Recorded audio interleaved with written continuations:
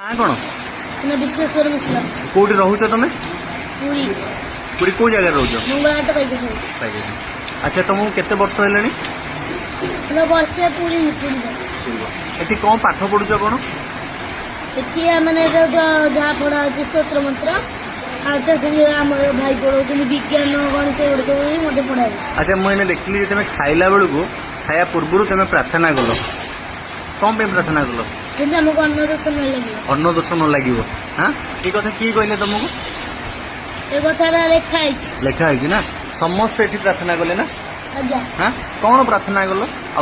ओम अन्न पुण्य सदा पुण्य शंकरा प्राणवल्लभे ज्ञान वैराग्य सिद्ध्यर्थम भिक्षम देहि च पार्वती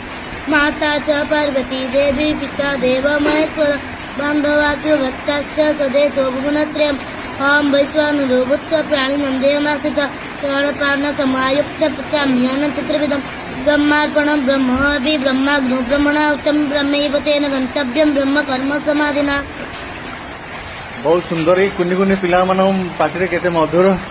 प्रार्थना कले से माने आ सब बड़ कथा हूँ आम भी जाना दरकार जे अन्न अन्न अशांति न हो। हाँ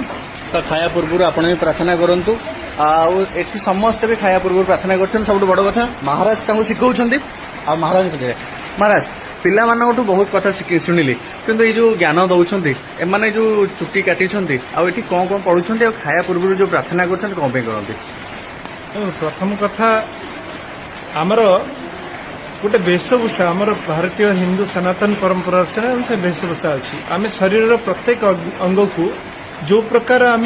सज्जित करने कथा जमी आम समस्ते शिक्षासूत्र जो मैंने विशेष भाव में वेद कर्मकांड अध्ययन करती से शिक्षासूत्र धारण करती एवं तीन वर्णर व्यक्ति पुराण अनुसार परंपरा अनुसार समस्त शिक्षासूत्र धारण करुले एवं गुरुकुल वेद अध्ययन करुले एवं विभिन्न प्रकार केवल वेद नुह 64 कलार अध्ययन करुले। आजिकली से परंपरा से संस्कृति प्राय विलुप्त प्राय हो गलानी तथापि भारतीय संस्कृति रे बहुत जगह पिला माने गुरुकुल रहीकि अध्ययन करुचंती एवं संस्कार प्राप्त होउचंती। ये जो विशेष भाव में आम प्रत्येक आमर जो परंपरा अच्छी सी हूँ कृतज्ञतार परंपरा आमे जितेबाला अन्न प्राप्त होचु सेतेबाला आमे माने जो प्रोसेस रे से अन्न प्राप्त हुए जो मानक प्राप्त हुए जो मानक से भूमिका अच्छी तांको गोटे धन्यवाद अर्पण करू। प्रथमतः सर्वोपरि आमे भगवती आश्रय प्रथम स्वीकार करू जे हे मां अन्नपूर्णे आपणकर कृपारू आमे माने